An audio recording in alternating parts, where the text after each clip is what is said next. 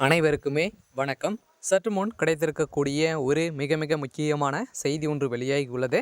சற்று முன் சட்டசபையில் சபாநாயகருக்கு மண்டை உடைப்பு, வெடித்த மிகப்பெரிய கலவரம், இது மாதிரி செய்திகள் வெளியாகிருக்கு. ஸோ இப்போ இரண்டு நாட்களாகவே பார்த்தீங்கன்னா சட்டப்பேரவையில் பார்த்தீங்கன்னா 2 நாட்கள் கொண்ட சட்டப்பேரவை நடைபெறும் அப்படின்ற மாதிரி அறிவிப்பு வெளியேறிச்சு. ஸோ இதை தொடர்ந்து பார்த்தீங்கன்னா இன்று பார்த்தீங்கன்னா லாஸ்ட் நாளாக நடைபெற்ற சட்டப்பேரவையில் பார்த்தீங்கன்னா சபாநாயகர் அவர்களுடைய மண்டை உடைக்கப்பட்டதாக பரபரப்பான செய்தி வெளியாயிருக்கு.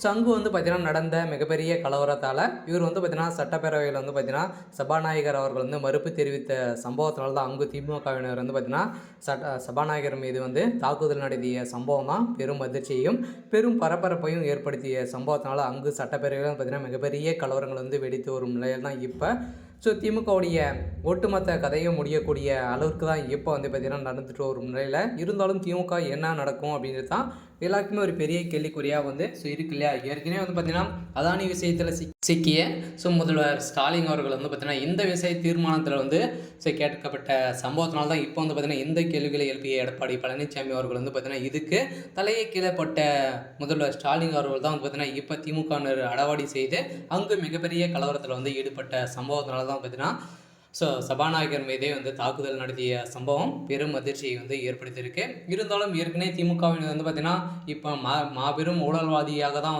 இருக்காங்க இல்லையா. ஸோ இப்போ வருகின்ற சட்டமன்ற தேர்தலுக்கு எப்படி ஸோ ஜெயிக்கணும் அப்படின்ற மாதிரி அனைவரையுமே மக்களுக்காக பணம் கொடுக்கறதுக்காக பார்த்திங்கன்னா அனைத்து அமைச்சர்களும் எங்கெங்கே சுருட்ட முடியுமோ அனைத்து விதமான ஸ்கீமும் இந்த கனமழையின் காரணமாக ஸோ ஒதுக்கப்பட்ட நிதிகள் அனைத்தையுமே பார்த்திங்கன்னா பாதிக்கு கொள்ளையடித்து வருவதாக பார்த்திங்கன்னா எடப்பாடி பழனிசாமி அவர்கள் பார்த்திங்கன்னா ஸோ குற்றச்சாட்டி வந்திருந்த நிலையில் தான் அங்கு நடத்த ஒரு மிகப்பெரிய சண்டையால் பார்த்திங்கன்னா ஸோ சட்டப்பேரவையே பெரும் கதிகளையும் போய் ஸோ இருக்குது. இருந்தாலும் முதல்வர் ஸ்டாலின் கூடிய விரைவில் சிறையில் அடைக்கப்படுவார் அப்படின்ற மாதிரி தான் இப்போ போட்ட அதிரடியாக தீர்மானத்தில் பார்த்திங்கன்னா எந்த ஒரு ஸோ தீர்மானமும் பார்த்திங்கன்னா அங்கு நிறைவேற்றப்படாத நிலையில் பார்த்திங்கன்னா இன்று சபாநாயகர் இந்த கூட்டம் தோல்வியில் தான் முடிந்திருக்கு.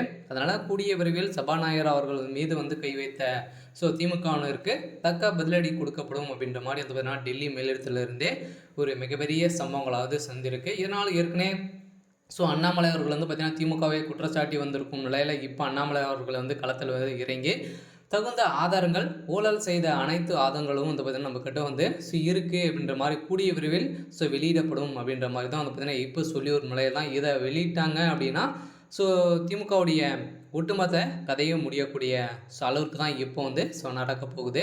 இருந்தாலும் என்ன நடக்க போகுது அப்படின்றத ஸோ வெயிட் பண்ணி பார்க்கலாம். ஸோ இது மாதிரி செய்திகளை தெரிஞ்சுக்கணும் அப்படின்னா மறக்காமல் நம்மளுடைய சேனலை சப்ஸ்கிரைப் பண்ணி சப்போர்ட் பண்ணுங்கள். தேங்க்யூ.